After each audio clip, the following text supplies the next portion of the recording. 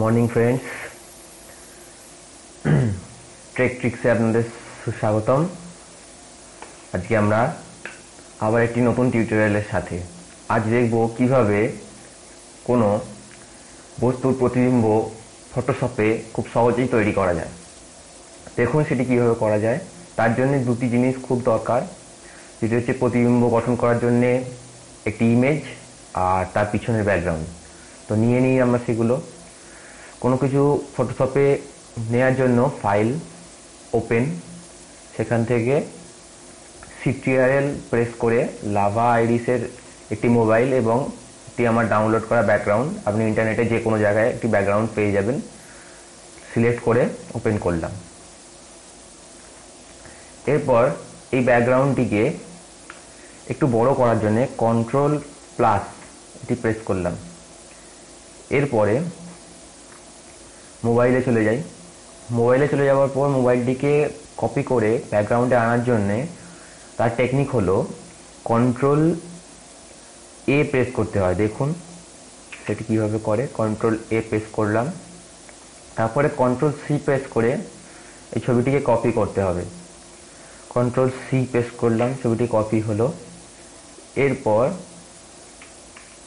আমি আবার ব্যাকগ্রাউন্ডে ফিরে যাব।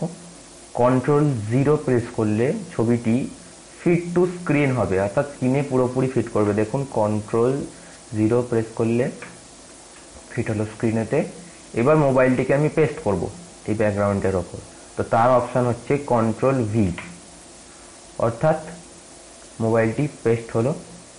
এরপর মোবাইলটি একটু অতিরিক্তই বড় আকার আছে, তো এটিকে ছোট করার জন্যে ট্রান্সফর্ম টুলস আমরা ইউজ করব। তো সেটিকে করার জন্য কন্ট্রোল টি এর কিবোর্ড শর্টকাট প্রেস করতে হবে। কন্ট্রোল টি প্রেস করলে এর একটি শর্টকাট আছে যেটি আসবে। তো এই দিকের একটি কর্নারকে ধরে যদি আমরা নিচের দিকে টানি তাহলে ছবিটি ছোট হবে। তো এটা যাতে সমানভাবে ছোট হয় তার জন্য শিফট প্রেস করে আমি কর্নারটিকে নিচের দিকে টানবো। তো শিফট প্রেস করে টানার অর্থ হচ্ছে যে ছবিটি সব দিক সমানভাবে ছোট হবে, যাতে ছোট বড়ভাবে না ছোট হয়, তার জন্য এটি করা। তো এটিকে এখানে বসিয়ে দিলাম। এরপর যেটি করতে হবে আমাদের, এই যে ঠিকঠাকভাবে বসিয়ে দিলাম, এরপর ওকে প্রেস করে দিলাম। এরপর আমাদের এই মোবাইলটির সাদা অংশটির কোনো দরকার নেই, সাদা অংশটিকে আমাদের সরাতে হবে। তো সেটিকে সরানোর জন্যে আমরা ইউজ করব ম্যাজিক ওয়ান টুল। তো ম্যাজিক ওয়ান টুল আপনি পেয়ে যাবেন টুল বক্সের এখানে, এই যে ম্যাজিক ওয়ান টুল। তো ম্যাজিক ওয়ান টুলটিকে সিলেক্ট করলাম। করার পর ম্যাজিক ওয়ান টুলের কাজ হচ্ছে যে পার্টিকুলার সেম কালারকে সিলেক্ট করে, অর্থাৎ আমি যদি সাদা অংশে ক্লিক করি এই অংশে যত সাদা অংশ আছে সেগুলো সিলেক্ট হয়ে যাবে। দেখুন কীভাবে। আমি এখানে একটা লেফট ক্লিক করব, দেখুন সম্পূর্ণ সাদা অংশটি সিলেক্ট হয়েছে। এইবার আমি যদি ডিলিট বাটন প্রেস করি তাহলে সাদা অংশটি পুরোপুরি মুছে যাবে। ডিলিট প্রেস করলাম, মুছে গেল। এবার এই হাইলাইটেড অংশটি ডিসিলেক্ট করার জন্য কিবোর্ডের শর্টকাট হচ্ছে control D. Control D press করলাম, এই হাইলাইটেড অংশটি সরে গেল। এরপর এই ছবিটির মিরর অর্থাৎ প্রতিবিম্ব বানাতে গেলে এর এই লেয়ারের মোবাইল লেয়ারটিকে আরেকটি কপি করতে হবে। তো কপি করার শর্টকাট হচ্ছে লেয়ার অপশানটি সিলেক্ট থাকা অবস্থায় কন্ট্রোল জে প্রেস করলে লেয়ারটি সম্পূর্ণভাবে কপি হবে। দেখুন লেয়ার ওয়ান কপি এখানে দেখাচ্ছে। তো লেয়ার ওয়ান অর্থাৎ নিচের লেয়ারটি সিলেক্ট থাকা অবস্থায় আবার ট্রান্সফর্ম টুলস আমরা ইউজ করব, কন্ট্রোল টি।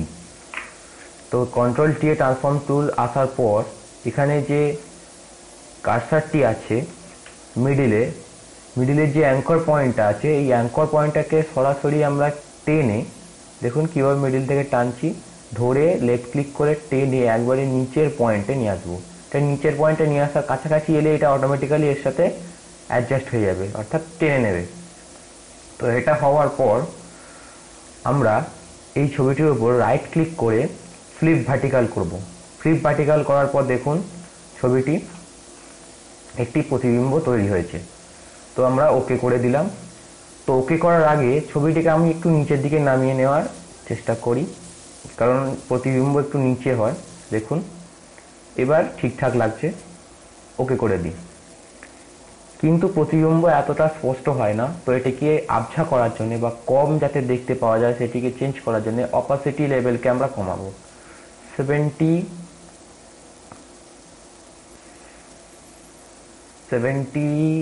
রেখে দিলাম। তো এবার ঠিক আছে। তো এরপর যেটি করতে হবে সেটি হলো এই লেয়ারের উপর একটি লেয়ার মাস্ক নিতে হবে। তো লেয়ার মাস্ক নেওয়ার জন্য লেয়ার মাস্ক নেওয়ার শর্টকাট এখানে আছে বাটন, তো এটিকে ক্লিক করলাম। তো দেখুন এর সাথে একটি লেয়ার মাস্ক অ্যাড হয়েছে। এরপর গ্রেডিয়েন্ট টুল আমরা ব্যবহার করব। গ্রেডিয়েন্ট টুল পেয়ে যাবেন টুল বক্সে, এখানে দেখুন গ্রেডিয়েন্ট টুল।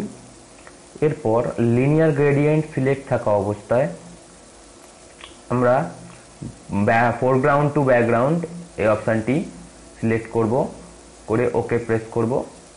করার পর আমরা এখান থেকে সরাসরি শিফট সিলেক্ট থাকা অবস্থায় সরাসরি এটাকে টানব। দেখুন কিভাবে এটি কাজ করে। তো আপনি যখনই এটিকে নিচের দিকে টানবেন তো উপরের অংশ থেকে নিচের অংশ আবজা হবে। অর্থাৎ আমি যদি নিচের দিক থেকে ওপরের দিকে টানি, দেখুন কিভাবে আবজা হচ্ছে। তো এইভাবে কোনো মিরর ইমেজ আপনি সহজেই তৈরি করতে পারেন। তো দেখুন এইভাবে চেঞ্জ হচ্ছে। তো খুব সুন্দরভাবে আমরা একটি মিরর ইমেজ তৈরি করতে পারলাম। তো ফটোশপে এইভাবে আপনারা খুব সহজেই একটি কোনো ফটোর নির্দিষ্ট কোনো ফটোর মানে প্রতিবিম্ব খুব সহজেই তৈরি করতে পারেন। Thank you friends. আপনাদের ভিডিওটি ভালো লাগলে প্লিজ লাইক করতে এবং সাবস্ক্রাইব করতে ভুলবেন না। तब तक के लिए good bye. Keep learning, keep watching. Thank you.